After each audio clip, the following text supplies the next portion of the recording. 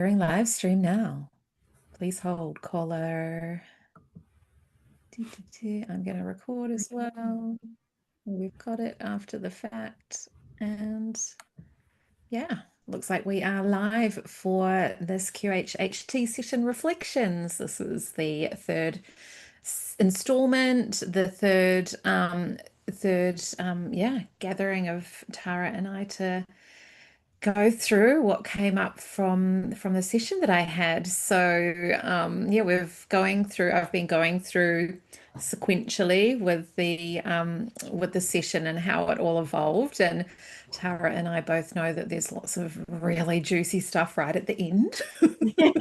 But we're not quite there yet. Where I've gotten to what we're going to go over today is taking us up to 2 hours and just over 2 hours into the 3 hour session. And so there's probably maybe one or two more sessions that we'll go into depending on what else comes through. So obviously there's like really personal stuff that comes through, and I'm bringing, if there's aspects through that I feel are relevant for the collective, then bringing that through. So not everything is shared, but just the stuff that we really feel is like cool technology. And I've already been, using and integrating some of these things into my practices as well, that have come through naturally and organically rather than overly thinking about bringing them through. So it's exciting when it happens organically. So thank you for being with me here again, Tara. Yeah. Thank you for having me. Yes. So yeah, the recap was that we're really building on the energies, and some of the aspects are recycled and brought through the different questions that you asked me. And so I think there's other aspects that came through, but we had that heart sun aspect that really came through the golden heart, that heart and solar plexus, magnifying your heart to be the amplification of the sun, really came through. We had that heart mapping that came through in the previous one as well, and that joy that the children grid in the land. So if you haven't watched the first two, definitely encourage you to watch those, because we may be kind of like referencing part of those as we have our conversation today. So yes, exciting. So the way that we ended the last one was talking about this small aspect that came through that I feel is worth sharing, because it may expand into more for other people as well. It's not a huge aspect. But what I shared at the end of the last one was to do with like the cosmic surgery and the visualization that I had during an angelic Reiki training. And then that was brought through as something that I could expand on more. But it was framed as in like reconfiguring, almost like reconfiguring perspective to accessing DNA blueprint through soul intention. So kind of like left that at the end of the last one as maybe like a little bit of a through line.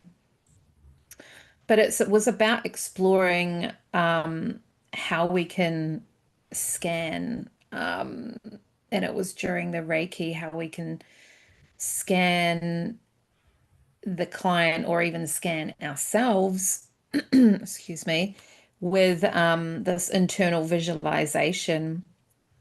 And so we can feel that we're scanning that with our heart coherence. So what have I written?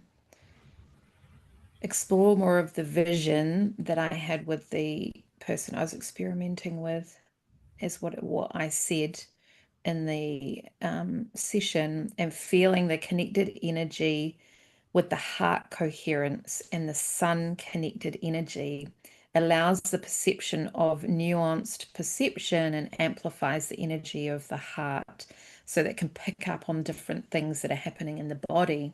So if we can configure that heart, sun, solar plexus energy and feel the amplification of that heart, we can use that to scan scan for things in the body. So that was like a really small portion, but that might land something bigger for someone else, and it might, might be able to help other people develop, or comment if that, brings something up for you as well. Yeah. What did that have anything that landed for you with that? It was quite of like a small interlude that I kind of went into with that. Yeah. Yeah, I love that. And it's something that actually comes up quite often with this scanning technology, when people are, well, journeying through past lives, but not so much in the past lives, but I'm not limiting that. It's generally something that organically comes about, or sometimes at the end of speaking to the subconscious, the SC, your higher version of self, your oversoul, is that scanning technology comes in and on board, and they do kind of like a health and wellness check. Mm. And there's many different ways that you can view this technology, but just to put it in to a generic sense. And it, as I said, it generally comes in organically, and people go quiet when I'm asking them questions, and I'm sitting there waiting for them to answer the question, to gain the clarity. And it's kind of like their mind flits off to scanning the body and checking in with themselves, into areas that there may be ailments, illness, disease, dross. And sometimes we can't even put human labels on it, but it's just this awareness that they're scanning, and they're just shifting and moving energy to bring it back into harmony and balance. And sometimes people like yourself, I'm like, well, can I keep asking, well, can we keep the conversation going, can I keep asking you questions whilst you're doing that? And more often than not, most people are like, yep, that's fine, and they keep doing that in the background whilst we keep having that open dialogue and conversation. But what I think is fascinating, sitting there as an observer, just watching, holding space as you put this scanning technology in place, is the body starts doing really interesting things Mm. as you bring yourself back into balance or harmony. And generally, you can see all these subtle movements, hands are buzzing, and although the conversations can still be held, that every now and again they'll flit off and they'll be like, oh my gosh, I can feel this intensity. And oh, yep, sorry, that's what they'll come back to the conversation and be like, wow, I've never felt energy like this. Or it Mm. feels like I'm doing cosmic surgery on myself and I'm dissecting and getting out whatever it is. And it's, if we bring a human element to it, it's quite fascinating, and like, wow, I Mm. never knew that you could do this. And it's a really profound thing to witness when this technology is put in place. And generally, with asking questions, more often than not, there's always a health and well-being question that's put in there. And this is where, again, the scanning technology just gets put into practice. But when we think of it, when we think of scanning technology or looking at the different aspects of self, albeit physically, mentally, emotionally, and energetically, this is a multi-dimensional technology, and nothing is off limits. And there is a lot of science and client records that have, where people have had surgeries and they've had metal objects and things like that put in their body due to having an accident, or maybe mesh to, they've had um, yeah, mesh in their body to help put stabilize things in place. And um, for whatever reason, they've had an adverse reaction to these objects that aren't organic in their body. And the scanning technology, whilst it's put in place, that they've actually removed these Wow. objects from their body. And they've had somewhat of like a side effect. And when we say the word side effect, it has a negative connotation to it a little bit. But the side effect is kind of like a detoxification process that, um, it's just them purging out whatever it was that was in their body, and they've gone and had scans to validate where these objects are, and they're no longer in the body, and they've had miraculous healing. So there's a lot in what you're talking about, and I love that it just came up organically for you, and you use this technology yourself. Yeah. Yeah, wow, that's incredible with they've just completely removed it, dissolved it, or however, yeah, those things weren't in the body anymore when they did the scan. Mm. And yeah, it was interesting when I was listening back to it when you asked a question, sometimes there was like quite a long pause. And I'm like, did I fall asleep? And then I'm like, answer the question. And it's like, yeah, like there's a scanning or there's like an accessing of information that happens. Like it's quite interesting to listen also to the way that using different language that I don't usually use or speaking in a weird way that I'm like, I kind of don't usually talk like that. So it's quite interesting to be like, you're definitely accessing a different part of your unconscious mind or, higher Yeah. self or something that has the ability to, yeah, do those scans and remove things that are in the body that shouldn't be there or do what it needs to do to like realign the body for homeostasis and most alignment for what the body is supposed to do. So yeah, yeah, yeah, it's so cool, so cool. And that leads into the next aspect was which was still kind of scanning, but I had had spoken a lot more about it. So it led into this indigo waterfall, which is like the pineal gland opening, and that indigo waterfall is like the indigo light of the third eye being able to like look down and flood down into the body and scan in that way as well. So that third eye is then perceiving even more within the layers of the body that our regular, yeah, perception can't scan. So I've got the eye looks down in the spine and scans down the spinal cord, the first point of reference for how the human is operating and how we see the vertebrae stacked, which is really interesting because when I wrote this down, I went for a session and the guy was talking about my vertebrae and how I need to realign it. Like I wrote this down and then I headed to his session and like what half an hour later we're talking about the same thing, right? So it's like Mhm. can just feel into the alignments of the body. Um, but yeah, feeling that when we can really access the pineal gland and I did this with a Reiki session yesterday and it just came in naturally was almost like peeling the pineal gland back, right? Like we talk about decalcifying the pineal gland, but I almost saw it like, when you have like metal armor that moves over itself when you open and close, like the metal armor moves to so I could see it like that, like kind of chunking back and Mm. opening.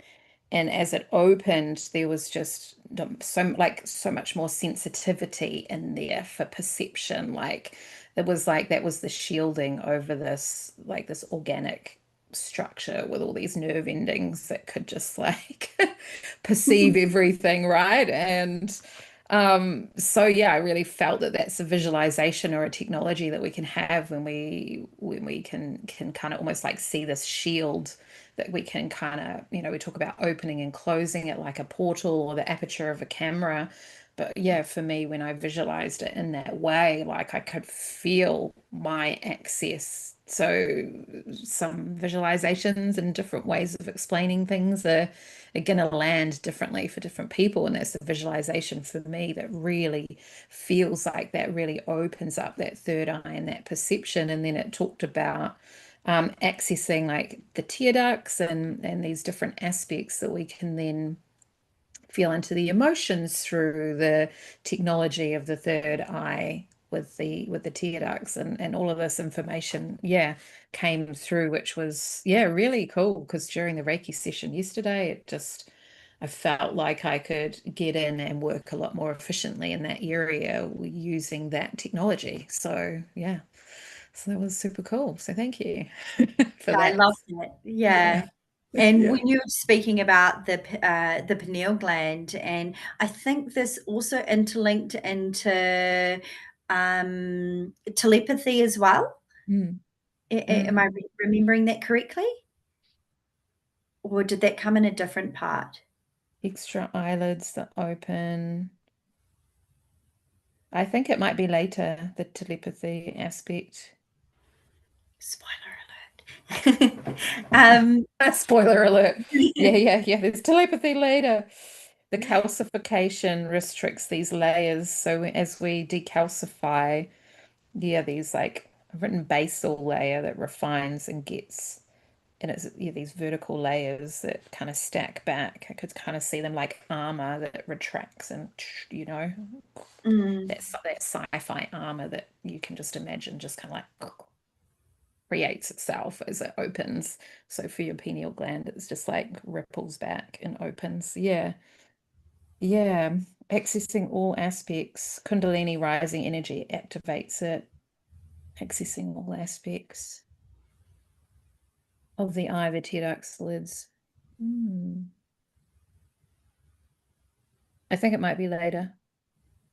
I think the two did. There was a connection, and I might be getting a little bit ahead of myself with that, with the opening and the decalcification of the pineal gland, and it correlating with telepathy.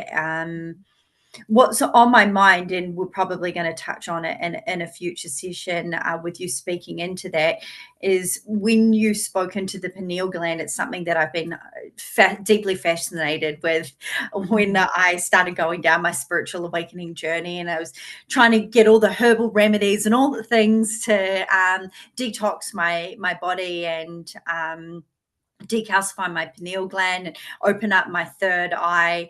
And in your session there is the correlation, and also I've had in other sessions around that with telepathy, and as a result of decalcifying that, it enhances that particular extrasensory perception, that Mm. pathway of communication. And also, as much as we can look at detoxifying our body or working with energy to open up that lens to decalcify the pineal gland, another way is that comes to mind through QHHT sessions is just being in your truth. So Mm. when you're in your true essence, you don't have that distortion, you don't Mm. have that veil.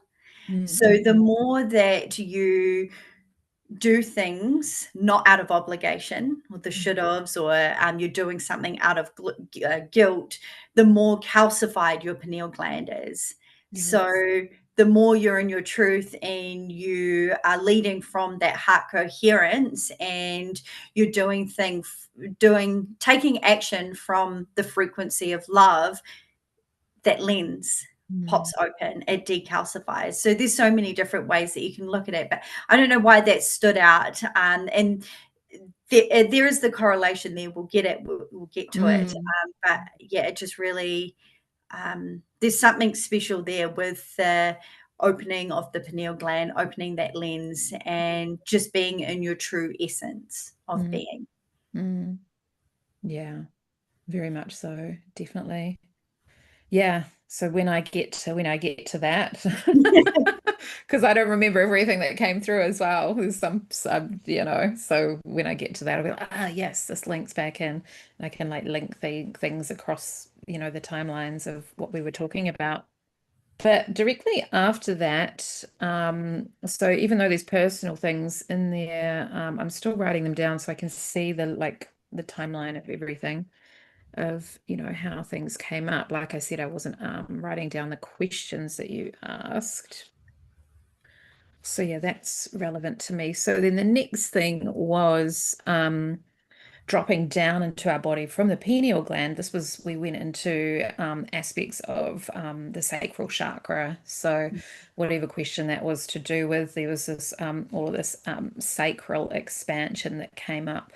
And yeah, the way that I described it was like we feel like the chalice of the sacral is like within us. But I use the analogy of like a satellite dish, like Mhm. our sacral chakra needs to kind of like radiate out as this satellite dish, which I was like, I walk around with the satellite dish radiating out from my hips. And so that this is able to receive. So if we can feel that we are expanding, because it's can be, as women, quite a contracted area based on shame and Mhm. trauma and restrictions and guilt and all of the aspects. And it can be beautifully expanded with the motherhood area as well, depending on all of our journeys that we've had. So we can feel that we're expanding that sacral expansion so that we can. I've written energy cycling upwards, expanding out around the hips like a cup, the chalice, but yeah, then it was almost like I was building up. No, that's not big enough. No, that's not big enough. Satellite dish. That's it. That's able to receive. Um, and then the aligning chakras up and out of the antenna. The root chakra grounds down into the Earth Star chakra, and so that is almost like holding the fullness of our auric field. So we can feel that Wow. that's, yeah, extending out and radiating out. And, that creative center, what am I creating? What am I receiving? As, yeah, I've got allow you to receive messages more accurately. And so, yeah, even if we can feel into that with the pineal gland receiving things and perceiving things more accurately because of that heart coherence, then if we have that satellite dish sacral, Love then that. we can really receive those messages like deeper into our being and our body and like actually feel them into that feeling and emotive center, and we can like translate them through because we connect as humans through emotional connection and experiencing um you know things in a way that we can relate to others, that relating. um and yeah, so what came up for you with that section? Do you remember anything that radiated through when I was speaking about that in the session? The only thing that I remember from that was the way that you explain it's like the microcosmic orbit of self with like Mm, the satellite dish like coming up and then like the information like just radiating, rejuvenating. It's like that infinity symbol. I just mm, remember thinking that and was like, okay, park that, but I've got to come back to that. mm, Because again, like I was just in awe of everything that you were bringing through, and I'm like, this is juicy. And so I'm, having those incredible light bulb moments with the information and the new technologies that you're bringing through, and I'm like, oh, that connects for me to humanly understand and articulate. I'm like, that connects here. You need to go and like weave and research to understand all of these things. mm, But I just remember a microcosmic orbit as you're explaining that technology of how it works. mm. Um, Sticking out to me. Yes, definitely. I think that this part was like this personal aspect through that one there. Oh, it's got the heart and the sun codex through that part. Yeah. Oh, yes, I'm onto the second recording now with this, and we've got a bit more time. So that led into aspects of past life stuff that we wove through for me. And then we went into this like pattern recognition, which was going back to the heart mapping again. So I Mhm. think each question brought new layers of things in, right? Like, and I guess that maybe comes up a lot in the QHHT sessions because there's so much referencing, to technologies that are going to help, like the heart mapping. You're like asking questions about different things that I've asked you to ask. It's like, yes, this is the heart mapping technology, and then that loops back in. But the soul pattern recognition was about suffering templates and almost like not completing um, the energy of output. So there's like an incomplete loop of something that is in existence that's too intense to hold. And so when we can do the heart mapping for ourselves, then we can allow that completion to yeah, to fall away. Ideas collapse from from now, and they need to fall away. What else does that mean? That feels very incomplete. Completion. It's about completion energy, but it feels incomplete. Mm. Maybe there's more that comes through later. Completion energy is the mastery of the heart and the sun and the solar plexus. So that's yeah, that heart, golden heart aspect that's coming through, configuring together with the mapping, because the heart is allowed to expand to the energy of the sun. The sun doesn't hide, it radiates. Human suffering conditions, restrictions allow the heart, and the sun allows completion energy. So yeah, I think it's like feeling into, there's so many things that we as humans want to do. Like for me particularly, being a Gemini, there's like many tangents and many things. And so there was this aspect of completing what am I missing where I'm not completing things, and it's not holding on to those, but allowing that heart coherent, yeah, that mapping energy to allow those things to fall away so that you're not, yeah, it's just not holding on to those Or energetic limited by them. loops. Yeah, or limiting, yeah, limited by them. Totally, totally. Yeah. So, yeah, some of it was a bit ambiguous, I guess, and maybe listening to it more times maybe might help, or, um, like I mentioned to you, when I first started listening to it, I was listening to it as I was going to sleep. Yeah. Because yeah, in terms of like, time to sit down and start digesting everything, I just downloaded it and put it on headphones and went to sleep to it. And I had some like really wild dreams of like being on top of a hill with a spacecraft like hovering right there, and like yeah, like beings. And it wasn't like I'm dreaming, it was like I was there. I didn't wake up and feel like I'd woken up from a dream. I woke up and felt like I had arrived back from somewhere. So, Wow. yeah, it was so real. So real. So, yeah, I feel like maybe even for me, portioning out the parts that seem a bit more ambiguous like that, and listening to them in a dream state and seeing if there's more that comes through. So that's, yeah, my own ways that which might even help other people if they've got things that you're Absolutely. wanting to like conceptualize, and you're not, use your dream space to bring more access in.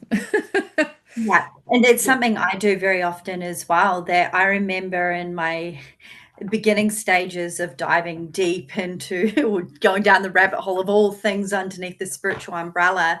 And these things were that I was drawn to were things that I didn't have the education or the terminology to understand, but were innate to me as a child, that I just did organically. But I remember when I was going down the rabbit hole of all the teachings that you could possibly get on mediumship and what spirit used to do, rather than, and I read all the books, all the podcasts, done all the courses, got all the certifications, but my greatest teacher, and always to this day, my greatest teacher has been spirit itself.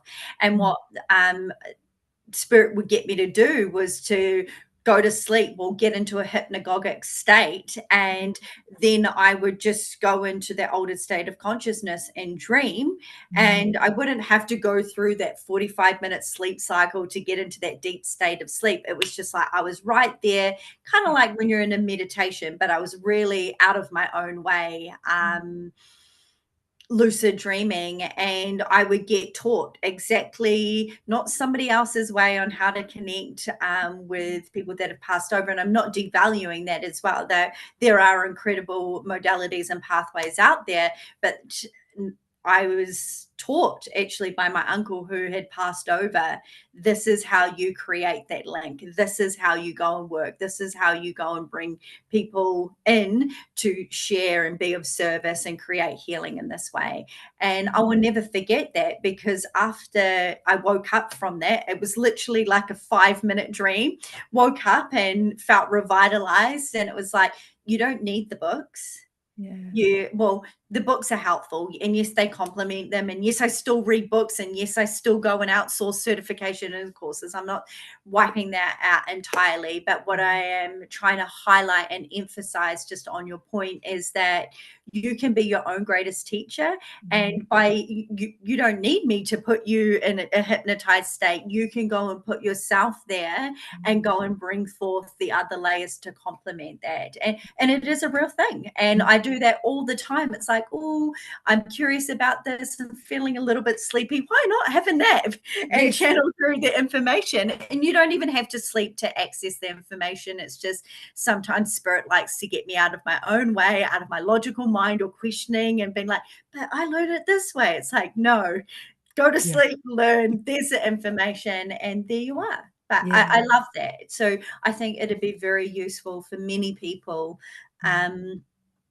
to learn that way, and to, I guess, swing the pendulum the other way of empowering self and Mm. being your own greatest teacher. Yes, we can still learn from other people, but creating that balance and harmony between self and others.